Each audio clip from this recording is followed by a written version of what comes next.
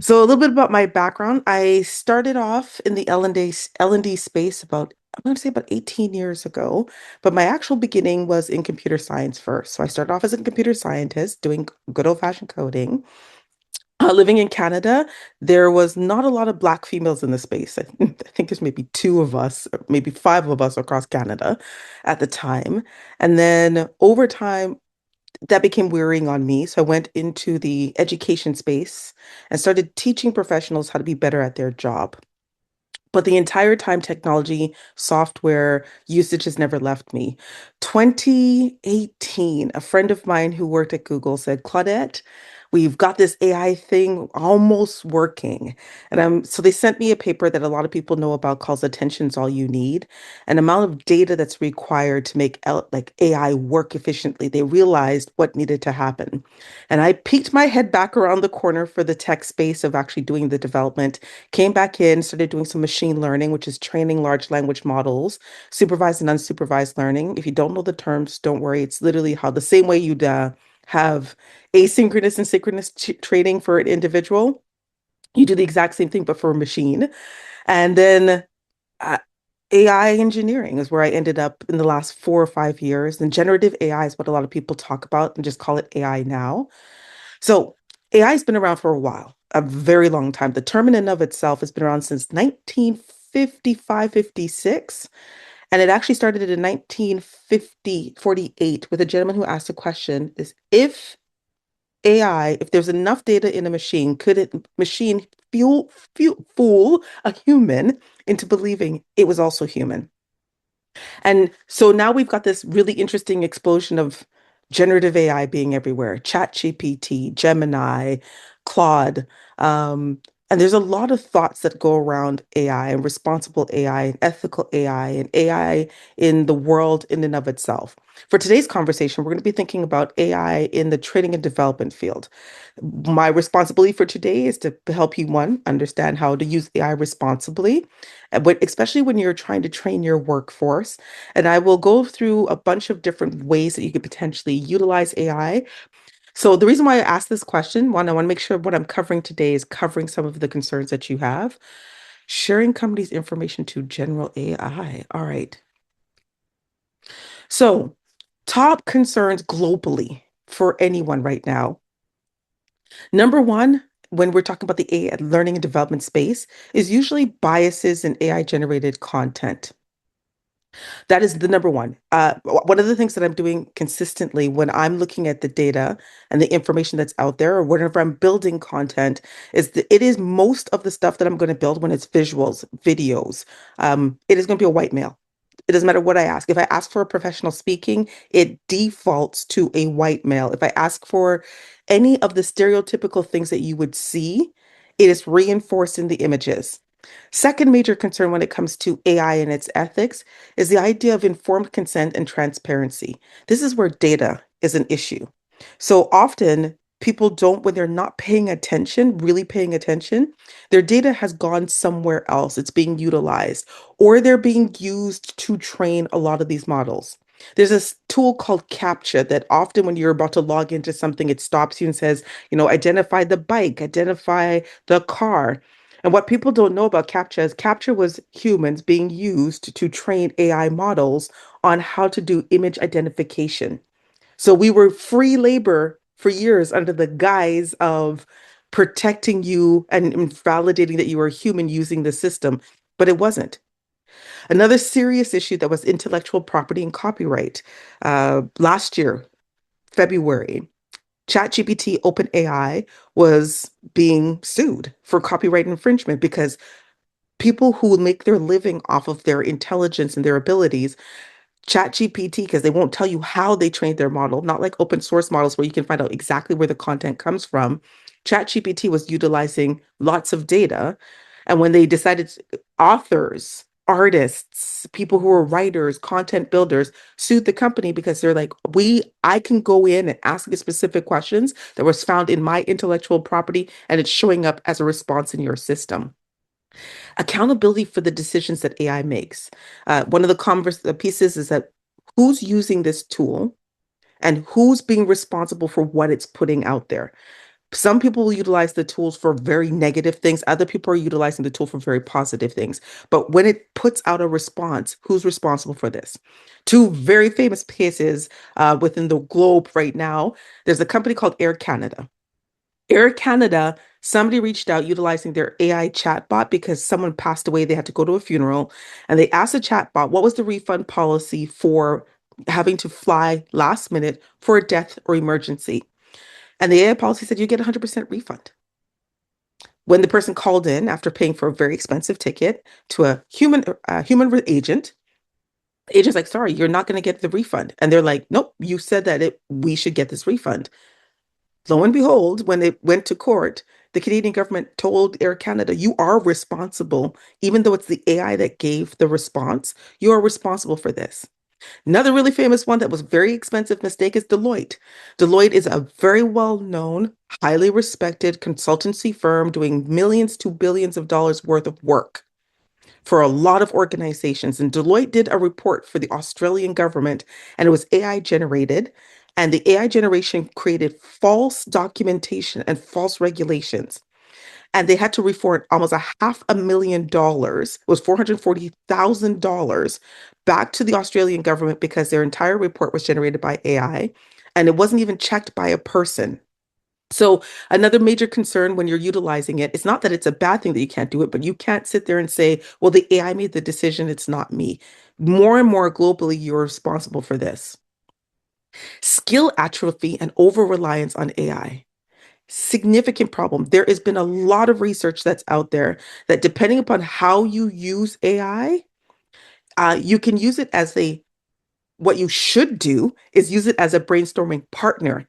But often people are just giving it and say, write this for me or do this for me. And they're not checking the responses. And so they become over reliant. And then their skills, the abilities that they actually have, atrophy over time.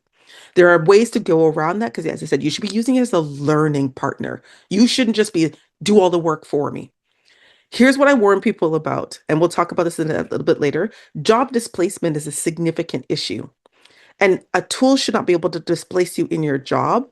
So if a tool can do your entire job, it means that you're not applying your own creativity or your own intelligence. Some other areas of serious concern are learner data privacy and security. What is this tool doing with my data? Where is it at?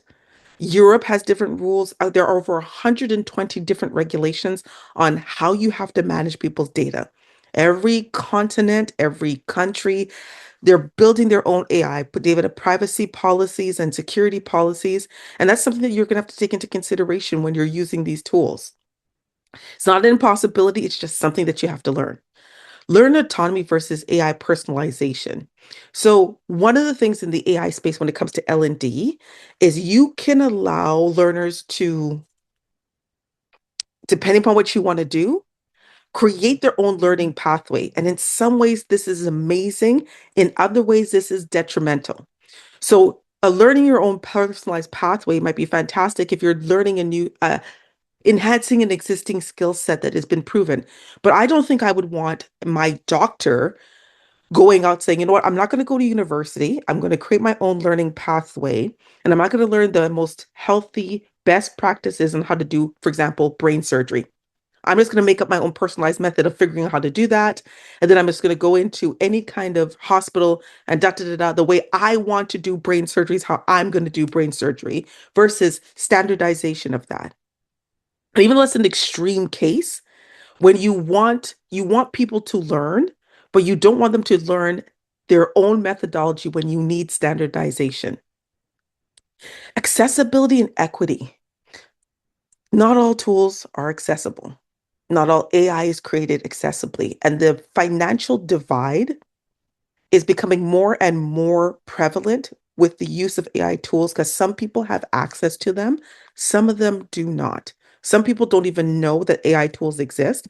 And because they don't even know that the tools exist, where other people have full toolage.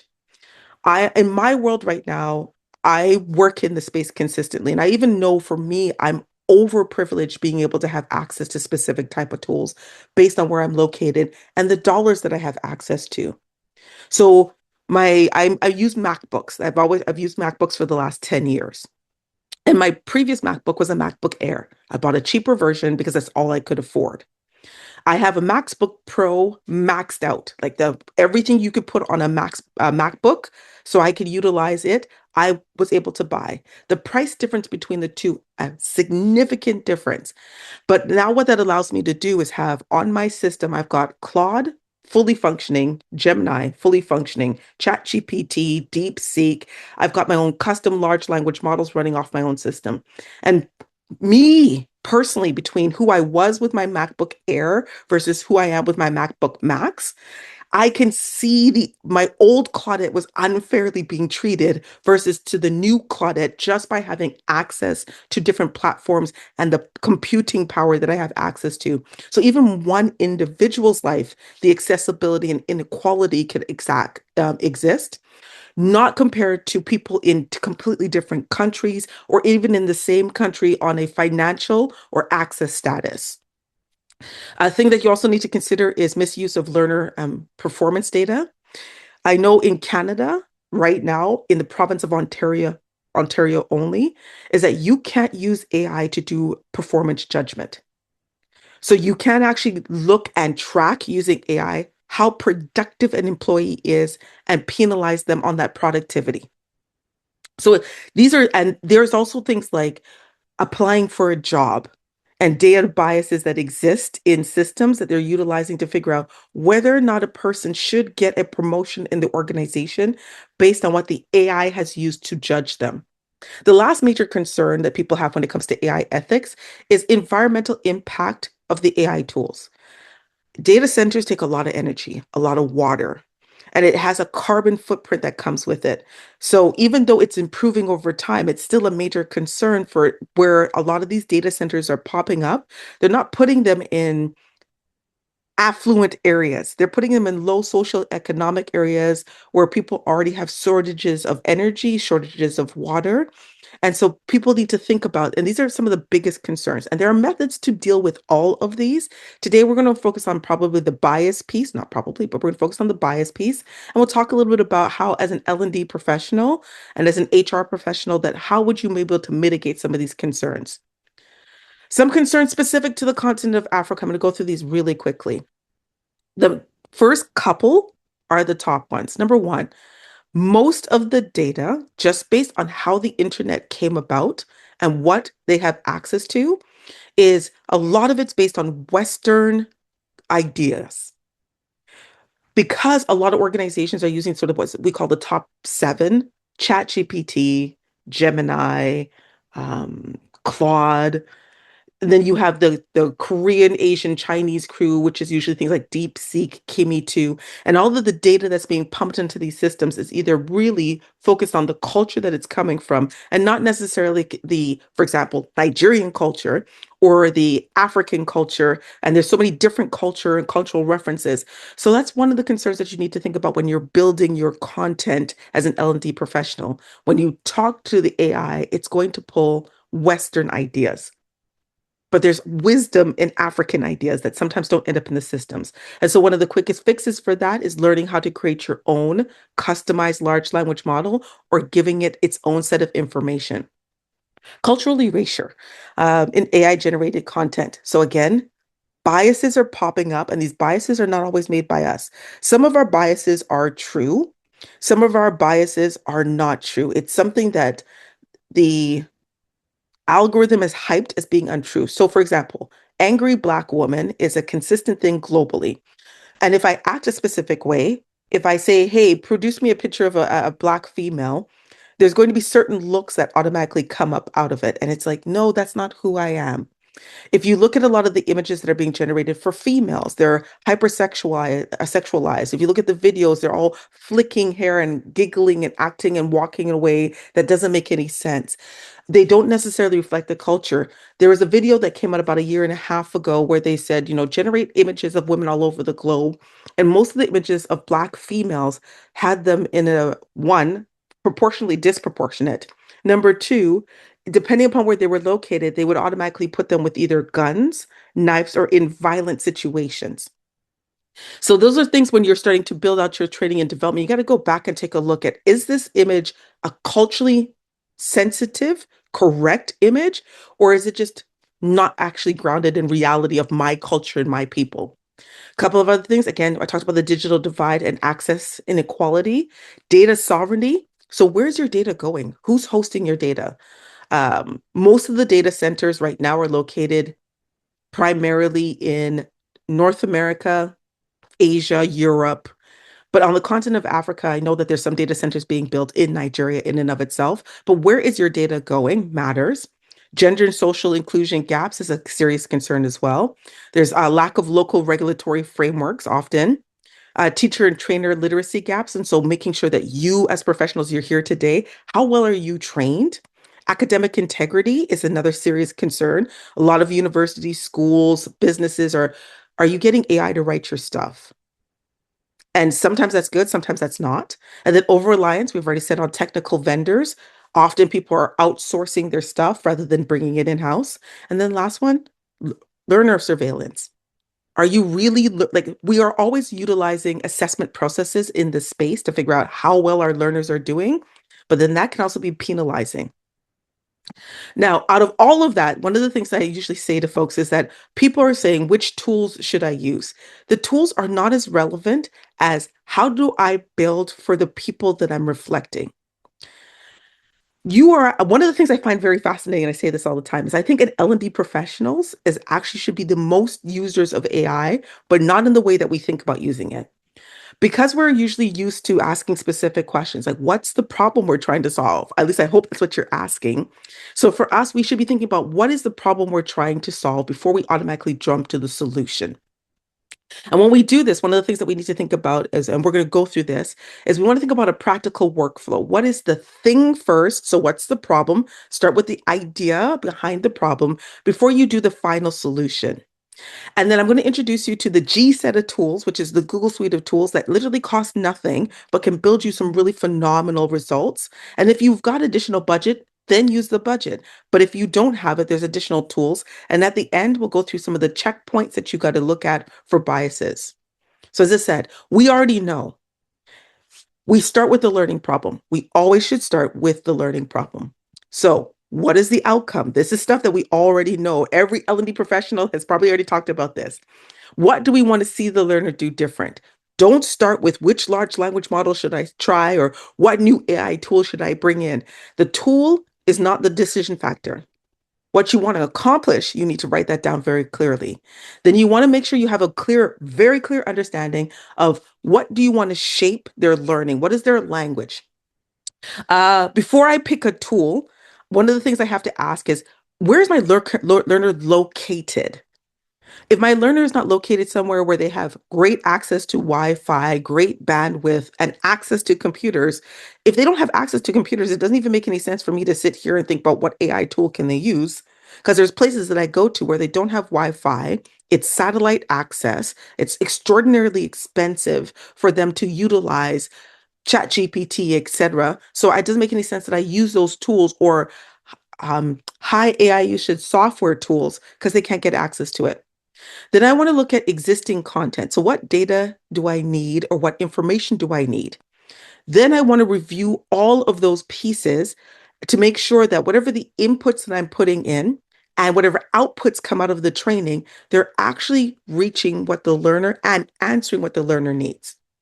Then I check for risk bias. Are there biases in this particular topic? So all of the things I just mentioned is not a tool. It's not use Gemini first. It's stuff that you do every single solitary day. So prompting, the tool that we use for getting the results out of large language models, out of our AI tools, it is a design skill. But if you've got bad design, no matter how much you put a prompt in the system, you're still going to get bad answers. This is what you hear in the industry where people say AI creates slop or garbage, or it's very repetitive, or it's too generic. The prompt that you put in is the reason why you're getting garbage out, garbage in, garbage out. So, really, what you're thinking about all the time is you need to answer those design questions first and then put that design information into whatever system you're going to use. So, some of the tools. And the next little bit, I'm going to spend time demonstrating some of these tools. So I'm going to take a second and jump into my Notebook LM. From your own, and this is for you as an L&D professional, before you start taking care of your learners, you've got to take care of you as a professional. You have to learn. So this is Notebook LM. For those of you who are familiar with this, please bear with me while we do a really quick recap. Notebook LM is one of the best, literally best tools on the market. It's free.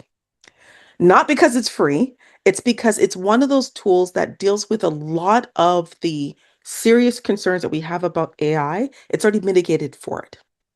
So in Notebook LM, what it allows you to do is literally, if you think about like an old-fashioned notebook that you would take a coiled book with the writing pieces on it that you could write out, Notebook LM allows for that. It allows for you to write out specific pieces of information that you need to be able to see. So Notebook LM, it's great for studying. And if you can encourage your organization to use this tool, this is one of the tools that I think is the best. And a lot of the business leaders, academics out there who are interested in utilizing AI loves this particular tool. And I'm going to do a quick walkthrough. There's lots of tutorials on YouTube. The tool in and of itself, you can just ask it how to use it. But what you're going to do with Notebook LM is when you drop into it, on the right-hand side, you'll have where you add sources. And what sources are things like PDFs, YouTube channels. You can give it Google Docs or just text docs. You can give it information. And what it does is it then uses only the information you gave it to create the training resources. So one of the things that you have when you're utilizing AI and over reliance on AI or wrong information is that if we have to make sure people are compliant and only learning specific information with true resources or true sources, Notebook LM is fantastic for that. So on the right-hand side, if I click sources, I can add files, and I'm going to give an example of a couple of files that I have. Let me go find my system, AIRMS, and there should be one. So I could open up a file on the left-hand side from my company data. The one thing I appreciate about Google Tools is Google will very clearly tell every system, every company, we do not train our large language model on your company information. Now, I wouldn't ever recommend putting deep intellectual property or anything that's not registered intellectual property in Notebook LM, but Google, because it's got so much data sources, it is one of the largest data sources on the planet. They don't need your information. They don't want it. They're not trying to steal it. So I can load up information that I own. I do not recommend, from an ethical point of view, downloading somebody else's textbook, somebody else's copyrighted information into the system. But if I've got access to things like YouTube that allows me to get access or open source materials, internal organization materials, I upload it. And once you upload it in the center, it gives you a summary. On the right-hand side is where all the magic happens. If you want to, you can create a podcast with an audio overview, a slide deck, a mind map, a video. It'll build the video for you, reports, quizzes, infographics, all the things that we use as L&D professionals. It will build it for you. So this is one of the fastest and the easiest tools that I like using that is AI powered. In other words, you get the large language model or the brain of AI and the speed of being able to ask questions and get summarizations on data that you have access to, and then being able to utilize it in the way that an L&D profession works. Now, this also frightens me in a lot of ways because I'm like, well, I, what am I? I don't have to build quizzes anymore in this particular capacity. So that means my quiz writing ability has to increase exponentially because these quizzes are mediocre. Not mediocre, they're okay, but they're not the best that you could possibly write. So this is one of the first tools because we promised from ideation, idea, what is the learner needing to demonstrate? You build that first.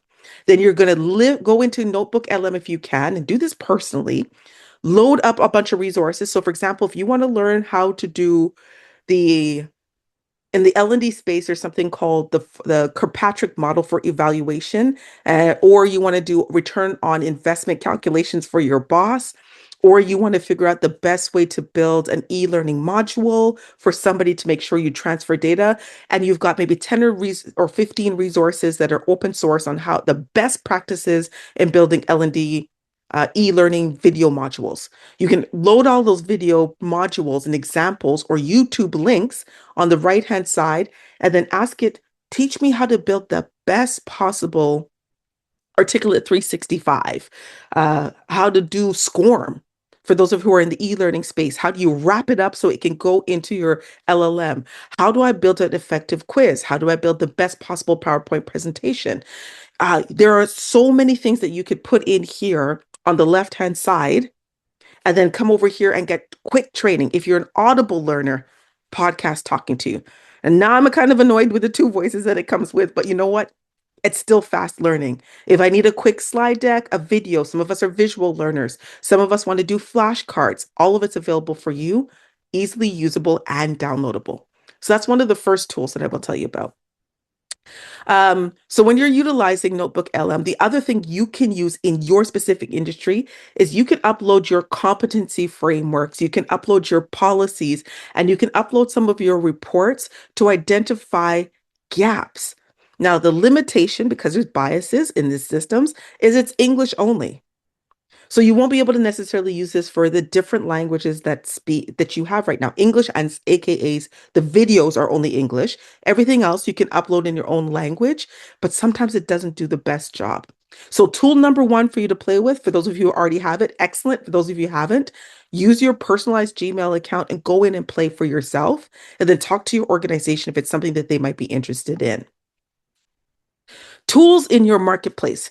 Gemini. Now, the tools I'm listing are a Google Suite. I use all the tools. I'm Microsoft with the Copilot Suite. I am the Google Suite of tools. I have OpenAI. I've got with ChatGPT and Codex and all the tools that are in the OpenAI suite.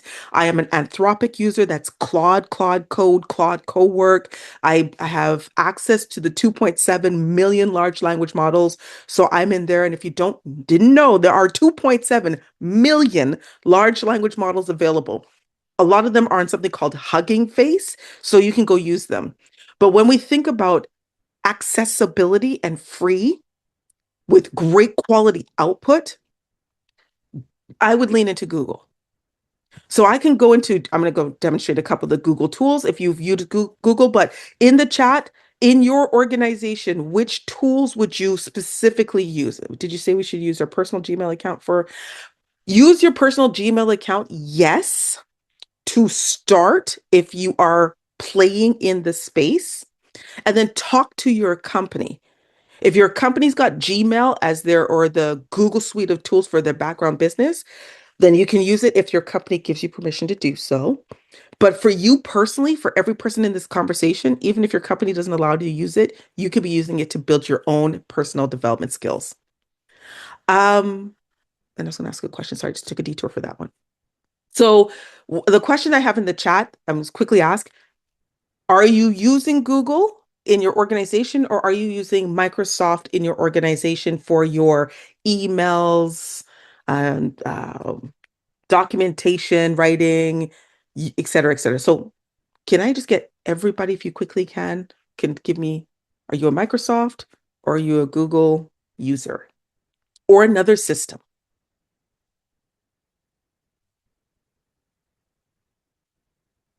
Microsoft. Okay. Zoho. Okay. So I see a lot of Microsofts popping up. And when I say Microsoft, most people will automatically say Copilot. Okay. So as you're continuing to type, I see a lot of Microsofts. Some use both. Zoho is one unique one that I've seen. Microsoft on chokehold, yes. Microsoft, Google, and Zoho. Okay. All right. So I'm in this particular presentation, I'm not addressing Microsoft, but I'm going to say two things. Microsoft, when your organization says you use Microsoft for your Gmail, et cetera, and sometimes there's an AI policy that says that you can only use Microsoft Copilot. Microsoft Copilot is not a large language model. It's the interface, the wrapper that goes around it. The best way to think about that is this. You are interfacing with my wrapper, which is my face and my mouth. My large language model is my brain, which is up here, or should be up here for most people. And so, because my brain is one thing, how I interface with you is my body. I get to talk, I get to walk, I talk with you, etc., interact with you. So when companies are sitting there saying, hey, you're not allowed to use these other tools, a conversation that you may consider having is Copilot is the interface, the body, but the brain is interchangeable. And Microsoft is now allowing for a lot more of the other tools' brain to come into their world. For the rest of this conversation, because I focus on the Google suite of tools, and maybe I'll come back and do another one for specifically the Microsoft suite of tools because I'm partners with both. But when you are building your own personal things, I would recommend going into Google and then the end result can go over to Microsoft, except for video production. Because if you're doing video production, you're probably utilizing a different set of tools.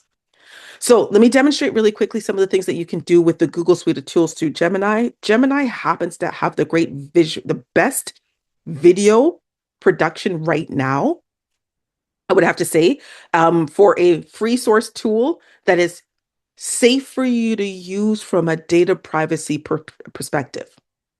So Google, Gemini, you can go in there and they've changed a couple of the looks and features, but you can literally just ask it for it to create images for you. It can create more than Notebook LM. Can you expand on what you mean by more than Notebook LM? Is it safe? Is that what you're asking? If you can expand on that question for me, I'll come back and answer it. All right. So in Gemini, another one, if you've got a Gmail account, you can go in and start utilizing Gemini to help start brainstorming some of your ideas. Always recommend don't put too much of your intellectual property in it, but you can utilize it to start brainstorming how to build out some better L&D challenges or problems.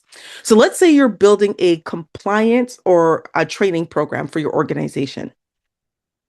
So I like to dictate to my system. You'll notice it's going to take all the stuff I'm saying at the beginning. But one of the things that I like to do with my tools when I'm working with it is one, I like to dictate. It will catch. And you notice I can talk fast or I can slow it down. I will give it a specific scenario. It captures all of my text. I'm going to stop it. I'm going to go give it a real scenario.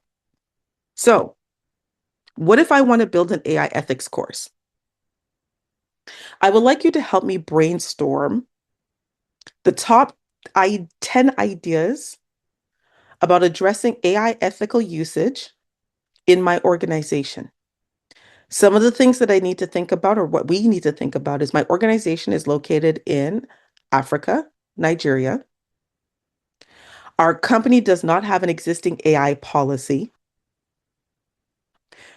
that is comprehensive. We've been told we're only allowed to use Microsoft suite of tools, specifically Copilot. The problem that our company is facing is that we are seeing individuals use ChatGPT and upload a lot of our confidential information. And the company wants to express how important it is to only use Microsoft Copilot. If you need to ask me 10 to 15 questions to find out more about my organization, nothing related to intellectual property, but just our operations, who's in the organization, who's going to be trained, and what are the top outcomes that I'd like to focus on. So when we're utilizing AI, one of the things that you want to do is you can select different types of thinking models. So when you think about impacts for the earth, pick the best model for what it is that you're doing. I wouldn't think that this is super complicated problems. So for me, when I think about complex problems, how to cure cancer might be more of a complex problem. So I might just start with a flash round and I'd hit enter. So when we talk about over reliance on AI, because I'm asking it to help me brainstorm and ask me questions, it's going to ask questions, which means that I don't get to turn off my head, my brain, or my thinking when working in this. I get to actually work in this environment and it interacts with me. So that would be one of the things that I'm using Gemini for is like, help me to think through some of these tools. Help me to think through what I need to think about to be able to draft it. The other things that I could use Gemini for is once it comes up when we answer all these questions, I'm going to do this here. Normally, I do this in a different environment. And you'll notice at the very bottom, Gemini says this beautiful thing, or Google says, you're owning my, which is my company. Chats aren't used to improve our models. So it's very specific about them not using, and you can take a look at their privacy policy. You can also utilize your Gemini space just in Gemini to create images. So I'm going to go to something I did yesterday. Nope, cinematic. All right. So I consistently build images within the tools. This is not the one, but this is what I'm going to use. So I was building out a responsible AI post that I was going to put on LinkedIn. And I asked it, I gave it a prompt. You'll notice my prompt is complex. So when I start working with AI, content, good prompting in, pre-planned all that prompt, it gave me the information that I wanted. And then I asked it to make some visuals on it, and it made some visuals. So if you go to my LinkedIn profile right now, this exists on one of my spaces. So I can create images directly in Gemini, and I can also change this into a video. And while I'm going to do this really quickly, create a video from the image. I can do it relatively quickly. It's going to go do that for me. So some of the tools that you have, the video part, it can create training videos directly in Gemini. You can create slide decks directly in Gemini by just saying it, do this for me. All of this comes in your Google suite of tools. So if you want to start in that environment, go for it. In the Microsoft environment, you're utilizing things like PowerPoint presentations. You're going to do Word documents potentially for some of maybe the handouts that you're doing. The options are endless, but you can start planning in Gemini because that's something you have access to build your own skill set, all for free, and then move it over to Microsoft if you choose to do so. While it's in the background, building out the visual, which will take a couple seconds, ideation to delivery, what it looks like. So you can generate an outline in Gemini or in Copilot. Sometimes I don't like how Copilot comes out with certain information, but either or is great. You can state what your idea is. Sorry, I'm going to go into the board. So you can generate your outline. What should I teach in a 60-minute session? What should I teach in a 3-hour session? Here's a couple examples of the stuff that I've previously taught. Expand on this. Then you can have, and if you do this very clearly in a sentence structure, so you're talking to it in natural language. So you just saw me hit record and talk to it and say, build out for me, ask me specific questions. Quick tip when you're building, talk to your systems if you get the chance to do so. We talk faster than we type. So from a AI perspective, AI allows me to talk to it, and most of the times over time, it will learn who you are and be able to answer some of the questions for you. You can create presentations anywhere. PowerPoint, Google Slides, Notebook will create that for you if you want to utilize Notebook. But the tool that I'm currently using is Gamma. I'm going to demonstrate that in just a second. And then the last piece is you have to export the finished product. You do this now, but AI can put it on speed for you. And I'll come back to Gamma in just a minute. I'm just going to go see if it built my video. Yes.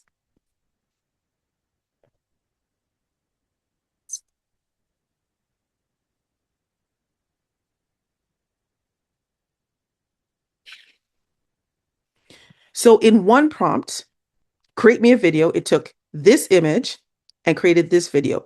I could be more specific because it's the free one. I can say, can you create me a longer video?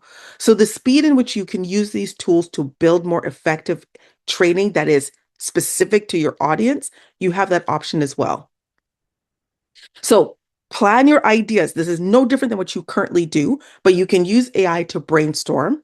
Once you have an idea, you can take that descriptor and you can put it in your Copilot, or you can put it in the tools I'm talking about, Gemini, Notebook LM. You can put it in Notebook LM and get it to build out your presentation video. It can build out audio, a podcast for you. So then you're getting training on speed. If you want to go into Gemini by itself, Gemini has embedded the wrapper, the interface to use multiple functions that it has. You can build images, you can build your outlines, you can build your video content, start building your video content, and expand on that. You can do it with both paid and free versions. Both paid and free versions. So if I go to my personal account, which I will do, which is a free account, and go to my Gemini suite of tools, I'm going to go, let's see, is this the one? This is free. This is my personal free account. And I ran the exact same concept. I asked it to create an image. AI strategy isn't the problem. You'll notice it's a white female. My system knows I'm female, but it gave me a white female. I said, make her black. I put her in a blue suit. It made the blue suit and then create a video.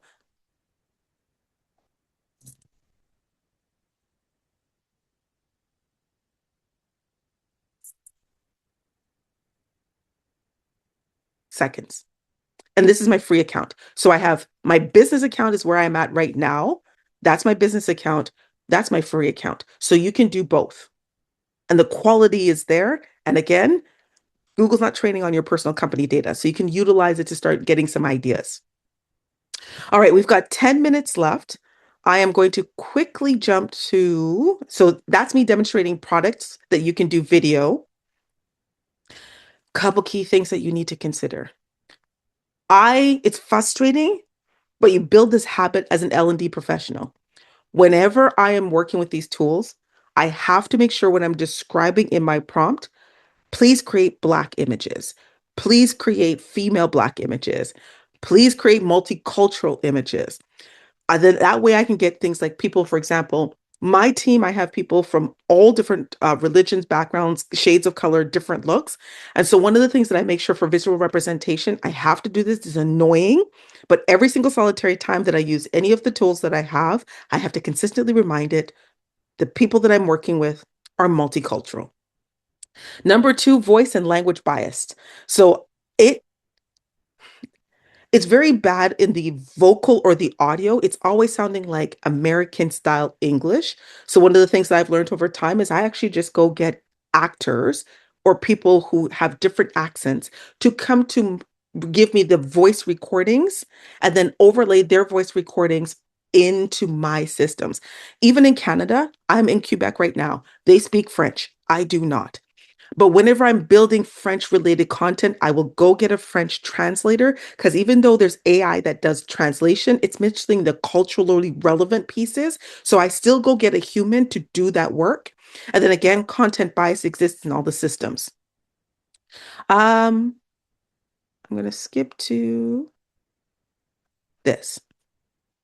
Your learners will notice this before you do. Talking head videos, always light skin, Caucasian. So you have to tell your AI tools, this is who I'm working with. So one of the very first presentation pieces, let me go find her. She is, nope, there she is. This first image was a cartoon. I'm like, nah. Then it was a white person. I'm like, nah. And then I'm like, okay, this is a Black woman who from on the continent of Africa. If you look at the image, you'll notice what it did. It put her in trees. Where's the houses? I have stayed at Banana Island. I have been all across Nigeria and in Lagos. There are some gorgeous places. Why did it choose this? Why did it put her out there in sandals? We don't have, I see the fashion. I saw what was it, the African Awards. The fashion is amazing. And this is what the AI chose to build as an image. So you still see the biases that exist in the system. I'm like, yo, Nigerian fashion is beating the world. Bet the runway at the Nigerian fashion show, the African fashion show, the Met Gala, beat it out, hands down. This is what it shows. So these are the biases that we have to consistently think about in our systems, and your learners will notice this, right? So the visualization piece is always a bit of a problem. Pronunciation of names. It does not know how to pronunciate names. I have a problem pronouncing most names. So it has English phonetics when it's trying to pronounce your names. and pronounce any kind of name. It doesn't understand the rhythm or the musicality behind it. So this is going to be it's an annoyance. So one of the things that you might want to give it is explicit. How do you pronounce this as a guide? Yes, the AMVCA. Yes. Whew. Sorry, I was watching it last night when I got in. So a couple of the things that you need to think about your workplace when you think about AI imaging, there's going to be content biases. So normally when I say a business scenario, it's going to think New York, it's going to think where's some business centers, um, England, European countries. It's going to utilize often corporate America. This is very true for the big seven, like the very, very true for Chat GPT. When I'm like, give me a business scenario, it's going to be American. Uh, I'm trying to figure out how to solve this problem. It's going to give you American methodologies of solving problems. It's going to miss the African wisdom and how we run things. So when you're building your images, when you're building your content, consistently tell it where you are at and maybe some of the frameworks or the styles that you specifically want to use. Just because it's from America or Europe doesn't mean it's best at all. Last piece, consistency in prompting. So prompt engineering, this is not what this course is specifically about, but whenever you are prompting, there's a couple key pieces that I'm going to suggest you consistently do. Give a role, tell the audience, give it context about your organization. So in my original prompt that I had, I told it that it is a business located in the continent of Nigeria. If I had just said it's a business, it's going to default. Gemini knows I'm in Canada, it's going to default to Canada. My other AI tools know I'm in Canada, so it's all going to be Canadian rules. So you have to give it, I'm working with an audience that is here. So where are they located? And the context of your organization. What states are you in? What are local, remote? What are they utilizing for tools? Constraints, no acronyms. Acronyms, really interesting acronym story while we're wrapping up is I had an acronym in the system. The acronym was the Ontario Good Roads Association. I put in OGRA. The data assumed it was the Ohio Gay Rodeo Association because it assumed that all of the content that it built kept on mentioning rodeos and homosexuality. And I'm like, this is not the company. Where did you get this from? And it just assumed that that was the bias. Representation. So make sure you're clearly articulating that this example should include Black representation, multicultural, and then take a look at everything that it produces. So a weak prompt is create an onboarding content for new employees. A strong prompt utilizing this methodology, and you will get this presentation. You are instructional designer role. Create a 20-minute onboarding module for frontline staff joining a Lagos-based financial services organization. Content and audience, right? The learners, more content. Learners are ranging from 22 to 45. Most are Nigerian English speakers, and many are accessing this content on their phone. Focus on practical first week procedures. Use examples drawn from the Nigerian workforce culture, or I would upload a document. Do not use idioms, images, or refer references drawn from North America or European business context. Flag anything that requires human review before use. That's a better prompt to get Nigerian or African or your whatever you are, Guyanese, wherever you're located. And if you want to be city specific, you can do that as well. First prompt will get you generic white individuals working in, for me, Canada or United States.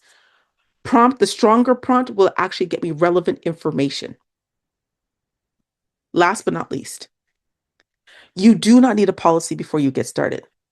I write policies and sometimes they're really, really, really, really, really long. So you don't need this extensive, comprehensive policy to get started utilizing and governing your AI. At a minimum, you can build a one page of tools that you're allowed to use if your company doesn't have a tool list. So in my company, I allow my staff to specifically use certain types of tools, and there's some tools they're not allowed to use. When we're working with clients, it's a one pager. You are allowed to use the Google Suite of tools, no problem, go for it. We don't care, except for, well, we care. You can use right now for my staff, I get to use them all, but I know how to set them up. They're allowed to use the Claude account, our Claude accounts in the team environment. For some of our visual demonstration, Gamma is one of the tools that we use for quick demonstration. And the other piece that we say is a standardized templating process. So I just gave you an example of what is the standardized process for the entire team for prompting. And then how do you review all of the content that you put out for bias? Because that's going to be your biggest challenge being on the continent of Africa. Large language models that you commonly use, Copilot, etc., all built by white males, Asian males located in the United States, or you located in Asian individuals located in China. Those are the two people who are building most of the infrastructure on a lot of the publicly well-known systems. That comes with a bunch of biases. We have 1 minute left. So, with that, 3 decisions that you need to consistently make. Number one, which tool do you want to start testing? Do this for your personal self and then integrate it into your business if you're allowed to. I would recommend, if you haven't started using Notebook LM to learn about how to deal with AI bias, use Notebook LM so you can start building more of your skill set. Number two, which content gets bias checkpoints? I would always recommend starting with your visuals and your video content. If that is what you're using AI to build, it's going to be biased.